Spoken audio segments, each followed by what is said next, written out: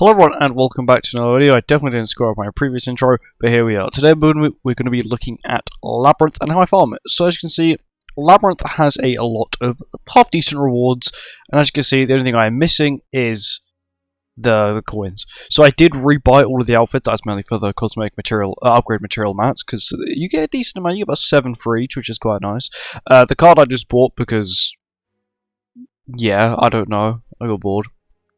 And then of course you have to buy these two here to unlock the second stage, and these three to unlock the final stage. But I also bought all 30 of these as well, which is probably the most expensive thing you can buy here.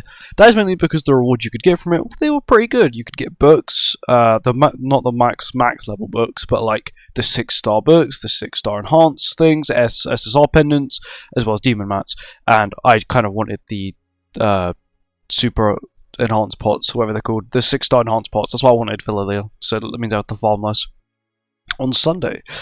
But yeah, I currently can't buy any more of these because I'm at 200, so that's a slight problem. But anyway, this is a Labyrinth video. So we're going to be doing depths. We're not going to be doing the whole. I've already done the whole thing, really. It's quite simple. If you are struggling, my few tips are, if you are struggling just for like the general one, is just buy crystals. Like most of these, like you can use rare carrots as well, right? Rare carrots are actually pretty good, but you mainly want to buy crystals. And mainly the passives you get will be HP based, as you can see here, HP based, but that's completely fine for me. I do have HP based DPS, which is Chaos Arthur, of course. He is, of course, 6/6 because this Labyrinth gives you all levels pretty quickly. But I'm just going to be going over like how I farm it. So if you are looking for stuff to farm, you want to farm things from the shop, I highly recommend doing this, which is the depths. You may struggle with the depths for a little while, but that's okay. Later on, you'll see you can make the depths easier the more you play the depths, because that's just how this works. Also, I'm pretty sure there's also a new feature as well. You can now use auto in the depths, which is kind of cool. I won't show every fight, but I'll just show this one as quite an example. You can just auto it. Yes, I have lots of crystals, like, crystals. I have 16, 18, and 11, but you can actually see the stats I'm getting from it as well. Quite good. Mainly the ones you're looking at are the defense-related stats and the HP-related stats, especially lifesteal. Lifesteal is the one that is kind of big on Labyrinth, because the more lifesteal you have, the more you can sort of tank, the more damage you can take, and then immediately heal back, which is sort of what you want. And you can see Arthur healed 63k there, which is quite good. But that's the rough gist of it. I'm going to pause the recording and get to the next part that I want to go over. Okay, now on to the next part, which is the shop. In this Labyrinth, there is the shop, and you can buy the crystals. This is why I said in the depths, you can get stronger if you're struggling. As long as you can beat the first, I think, 2, maybe 3 stages, you can get this crystal. And of course, every single time, you want to buy the crystal. Of course, if you've got a dead character, you may want to go for the... Pardon me, you may want to go for the revive, or for a heal, or something along the lines of that. But unfortunately, they don't sell passives, which is fine. But the main thing you're probably going to want is the heal and the revive, but you always want to prioritize the crystal first. Because let's just say, you're 1 character down, I would recommend getting the crystal, because that means if you're 1 character down, you're probably not going to get all the way through Labyrinth, because it means you might be slightly struggling, but the crystal will make it easier for next time. And that's your whole goal, is eventually it'll be really, really easy, and you just auto the entire thing, even the final boss on the hardest difficulty. Because as you know, in Labyrinth, this Labyrinth, there are 2 different difficulties. The left side, so whenever there's a split, the left side is always the hardest side, the right side is always the easiest side. And that takes me to the next part I want to go over, which is difficulty. As you can see here, I've come to a split. The left side will always be the hardest side. I'm not sure it gives you more rewards, but I definitely do know it is the hardest side, and the right side is the easier side, going all the way up to the boss, where the right one is the easy one, and the left one is the hard one. The left one has every turn he'll rotate between skills he can evade, so turn 1 he may evade close range skills, turn 2 he may evade range skills, and it'll always be either one of those two, so it'll be close range or range skills, and he'll always be evading either one or the other. He can't evade both on the same turn. If you use an ultimate, you can't evade that. It is tier. The final boss is tier. If you haven't gotten that far, well, you probably have. It's kind of a late video. I was quite busy yesterday, so I wasn't able to. I wanted to put this video yesterday, but I was quite busy and wasn't able to, unfortunately. But yeah, I'll get on to. Okay, no, we're going to go over this enemy. This enemy's kind of irritating. She's like that one Labyrinth enemy they always put in, who has an absurd amount of tankiness. Also, she doesn't even have a damage cap, but she has like an absurd amount of tankiness. She doesn't even have any like... Okay. I thought she has some sort of damage reduction. I'm actually going to play this out. But this is what I always do. is I'll just waste Aleoni skills. Mainly, that means next turn, Arthur can pile lots of damage. If I pull extra Brynhild skill, I might play it as well. But he's quite a good tank. Of course, rare characters and SR characters are quite good in this. And that is because they get an insane amount of basic stats from this passive. For example, he is a rare character, he gets 30% more basic stats. Not only that, okay, no, that's just the CC one. He gets 300% more CC per level, which is kind of nice. And then once again, everyone's basic stats is increased by 15% when they reach above 38k CC each. So I'm pretty sure Arthur's above that. Let's look at Arthur's HP now. That's a lot of HP for no one on the team boosting HP. My team is kind of B-Tech. I would highly recommend just getting Chaos Arthur. If you have, of course, you do have to own him in your box to be able to use him. But Chaos Arthur makes this stupidly easy. Mainly because not only does it boost his own HP, but a lot of the passives you get are HP boost crystals. Sorry, passives. So it's kind of good. Like, I have tons of them. Of course, I also come from on a green team as well. Mainly because I had Aleoni at the start and I sort of kept him. My team is really B-Tech though. I have seen people with the ultimate one, not the new one of course, but the light ultimate one, and then green Arthur, not the Chosen King, not Excalibur Arthur, but the normal green one that gives you the 45% damage reduction and 45% increased damage dealt. But yeah, I'm pretty sure this side's the hardest though. Actually, I can just check my reward amount. So 74. 62. Okay, so going left side, if you want the most amount of points the quickest, you go left side all the entire way. Of course, if you are struggling, go right side, you know, get a few shops, get all that kind of stuff, and then start going left side. Because of course, if I wanted to, I could just auto this, but autoing does take a little bit longer because sometimes the AI will just, you know, play a million Aleoni skills, which isn't really needed, especially when I have a passive Arthur taunt. Merge do I normally do. Merge and then waste the Aleoni skills, mainly because they're kind of useless. He does decent damage, but that's because, of course, I've got like a million attack crystals. He's quite a good tank, though. I will admit, on my run where I beat the full floors 1 to 3 the first time, Green Malascula carried me, and Aleoni carried me.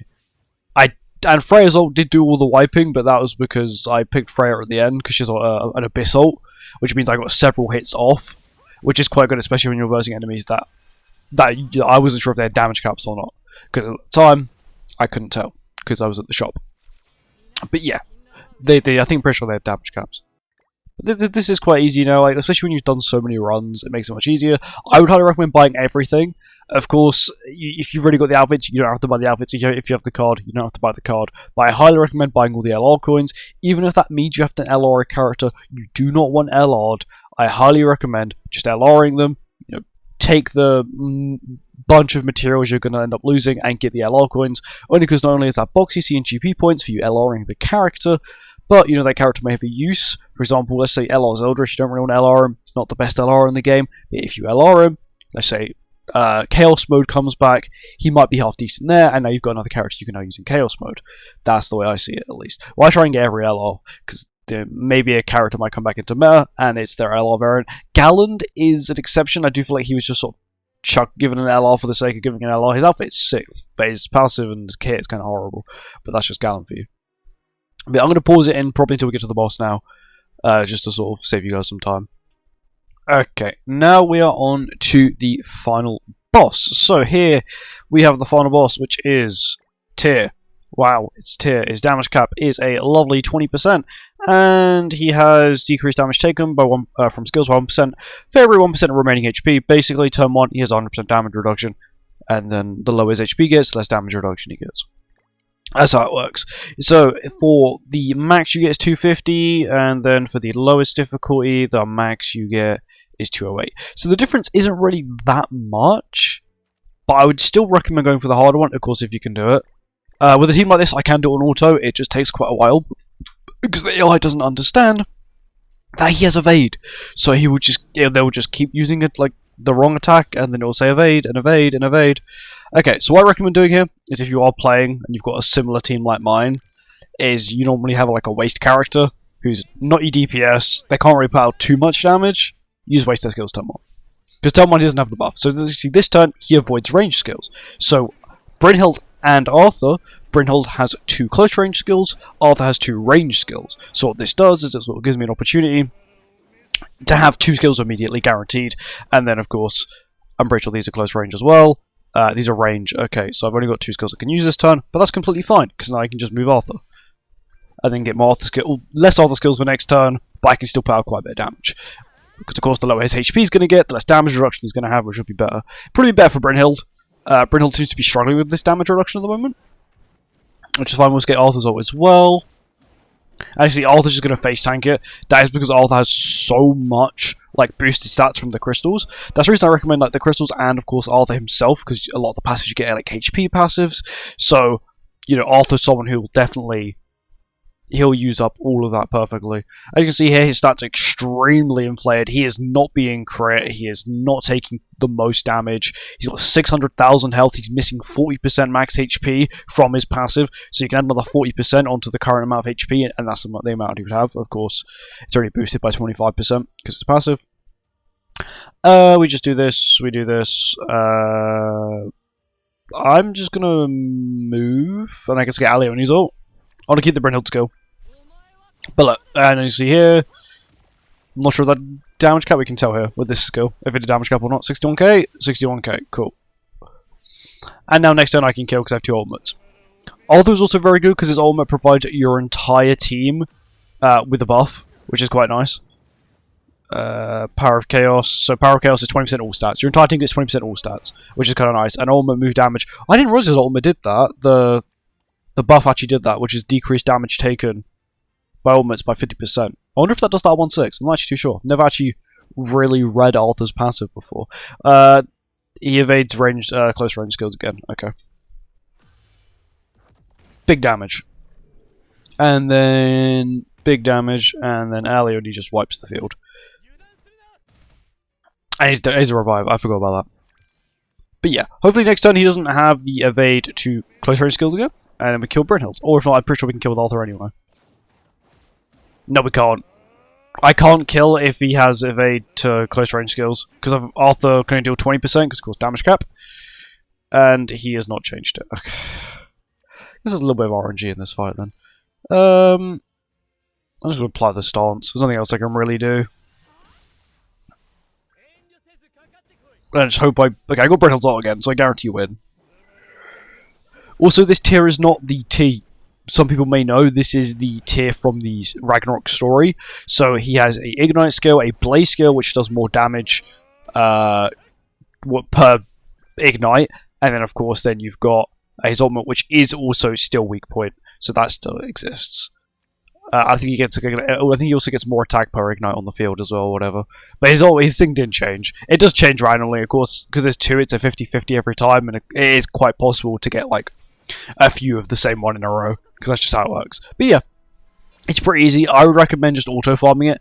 Like maybe if you struggle to auto farm it, don't auto farm it until you've got a very good team, you've got a lot of crystals, then it's worth it. Arthur, in my opinion, is probably the best pick you can get. Unfortunately, you can only get Arthur at the end of floor 3 of Labyrinth itself, so you know you may want to get Arthur and then start with Arthur and then do a full run with Arthur, collecting characters that would either boost max HP or just green characters in general. For example, I got Aleoni, who increases the attack related stats of green characters by 15 or 10 or 15%. I think it's 10, probably 10%.